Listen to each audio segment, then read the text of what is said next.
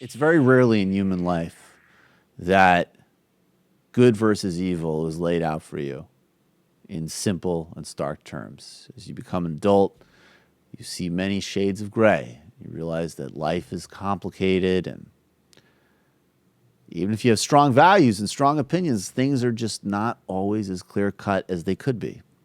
And it's very rare in today's world that you even have the option when it comes into politics of a clear choice between good and evil.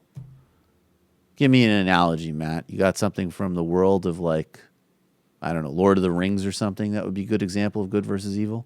I'm drawing a blank. Literally. Give me a wrestling example. Okay, good versus evil? Good versus evil. Would be like, let's say, Hulk. Well, no, can't use that one anymore. Exactly.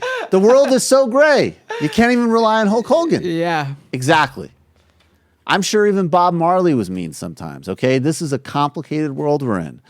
But this story really does the trick.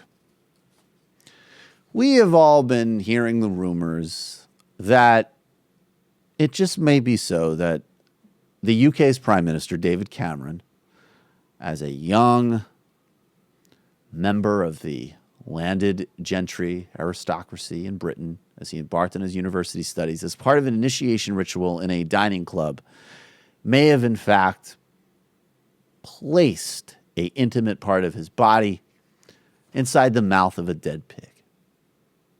And we don't know whether or not this is true, but does not seem like it's definitely not true. And we have been dealing with this and processing this, and people complained about this conversations parents may need to have with their children when President Clinton had his thing with Monica Lewinsky. Could you imagine the things parents are going to need to talk about with their kids because of David Cameron and PigGate? Now, it just so happens that the UK opposition Labour Party has elected a new leader who is a personally austere, soft-spoken socialist of the highest integrity, who's spoken out against austerity, who cares about poverty, cares about refugees. We already had a pretty strong contrast here between him and David Cameron. But to complete the loop, it just so happens that Jeremy Corbyn, the new leader of the Labour Party, is a vegetarian. And he has been one, apparently, since he was 20 years old. The inspiration for Jeremy Corbyn's vegetarianism was as a young man working on a pig farm and apparently seeing cruelty to pigs, which he did not like. That's right.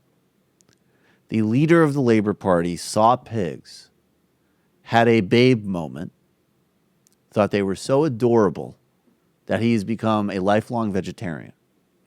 And the head of the Conservative Party, the Tory Party, the Prime Minister of Britain, just maybe, just possibly, placed himself inside the mouth of a dead pig. Now, again, it's all possible. We don't know. But if I could go into Trumpese for a second, I would prefer my prime ministers to definitely not have put themselves in the mouth of a dead pig. But that's just me. I hate to tell you. Good versus evil, if ever I've seen it. Right there, folks.